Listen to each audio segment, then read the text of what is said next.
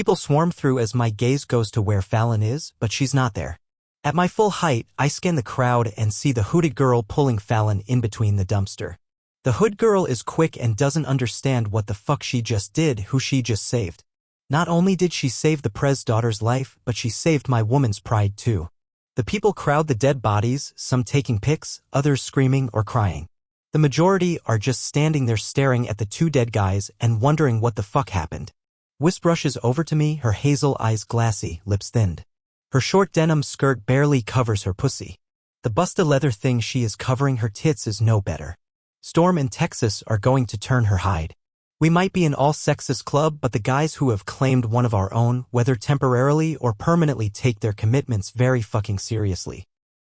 And there's no doubt that Texas isn't going to let her slide this one out with a few fucks. We don't mind the girls dressing in skimpy shit around the clubhouse. In public we mind we're territorial motherfuckers and have killed for much less. The women know better. Wisp knows better.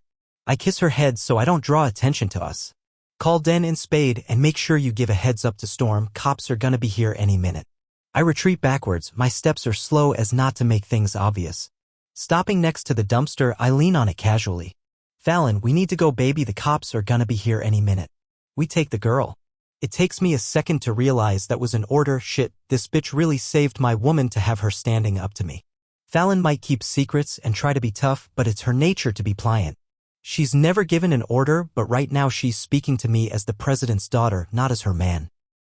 What she doesn't know is, there's no fucking way was I leaving the hooded chick behind.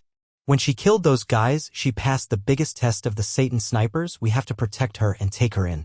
But I'm a fucking man. If my woman wants to think it was her choice and she's calling the shots, then that's what she gets. Okay, let's move. They both start to come out. The other girl, still covered in a hoodie, comes first, and fuck, what's that smell? I sniff closer to her. She reeks yuck. I retreat a few steps away from her when Fallon comes out wearing haggard ripped jeans that are a few sizes too big.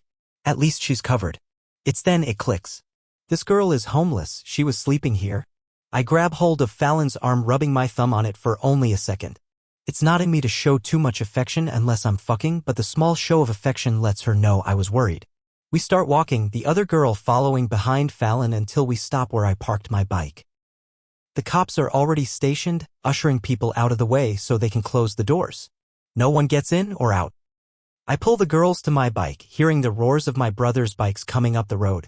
The three of us wait for them. Storm turns his black Chrome and parks it directly in the middle of all the chaos whilst the others stay on their bikes and park across the street. He pulls his helmet off and I notice his cut missing. A quick look across the road, I know the others are also missing their cuts.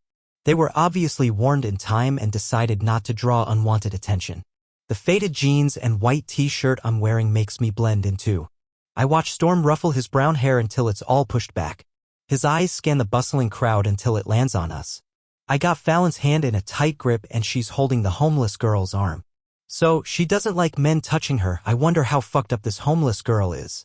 Storm is a few inches taller than my 6 feet 4 inches but suffered a back injury a few years back.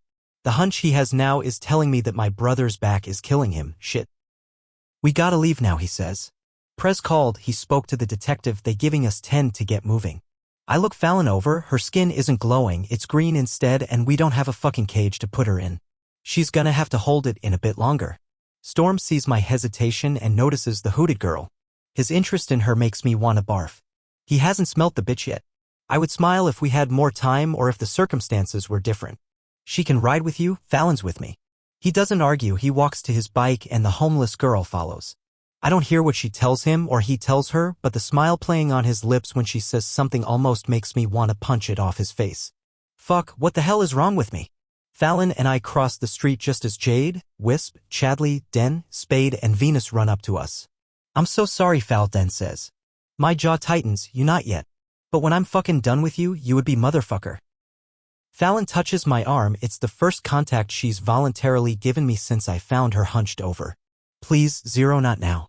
My death glare trained on him makes my message clear. I'm dropping this now, but we far from fucking done. He messed up and big time. Den had one task, watch Fallon. Spade was looking after the other girls, more so Wisp and Chadley, who couldn't protect themselves. Den should have paid more attention, did what he was fucking told to do. We cross the road and the others do well to be quiet, especially cause I know the girls are dying to ask what happened. When Texas, Knight, and Bull are in hearing shot, still on their bikes, I order them. We shoot straight to Kamla, 2 stops. We need to get to church. The lot nods. Knight's face, grim, because he knows what that means. Wisp glances across the road watching Storm. Curious, I follow her lead. What the fuck? Storm is slipping his helmet on the homeless girl's head, not the spare one he keeps for Wisp. Her hoodie is down and it's darker where they're standing at the edge of the pavement. Storm leans on his bike and the light to the club goes on. My eyes glued to the vision that's all the way across the road. Her skin is so fucking pale and hair so dark. I don't stop watching them until her helmet is fully on her head and her face now hidden behind the dark glass. Slowly her hand lifts to rest on Storm's shoulder. I feel something, but I'm not sure what the hell I'm feeling and I don't fucking like it. The small huff from Wisp is noticed by all of us and pulls me from the fucking trance. She's pissed off that he's giving his helmet up for the homeless girl, but Wisp doesn't know what she did for Fallon. And we don't have time to talk and explain shit. I grab Fallon by the arm. She hasn't said a word to anyone. I move across the road just as the other brothers rev their bikes getting ready to hit the road. By the time we're getting on my bike, Storm has the homeless girl's arms wrapped around him and is speeding off to take his place in the front next to Bull, our road captain. Hang in there, baby. I'm fine, let's just get out of here. Fallon's abruptness doesn't sound good. I know I should comfort her, but we gotta move. We can't deal with this now. If I show Fallon a shred of comfort, she's going to break. It's all over her face. Once her arms are secured around my waist, my bike throttles and we're gone. It's 2 minutes when I take my place at the back of the formation at the back of my brothers. Watching them, protecting them, guarding them. It's why I am the enforcer of the Satan Snipers Motorcycle Club. I've always had this way of seeing when shit is about to happen. We hit the freeway and I catch a glimpse of my VP with the girl on his back and I just know things are about to get complicated. Please download Novels Ago and search the code in the upper left corner to continue reading.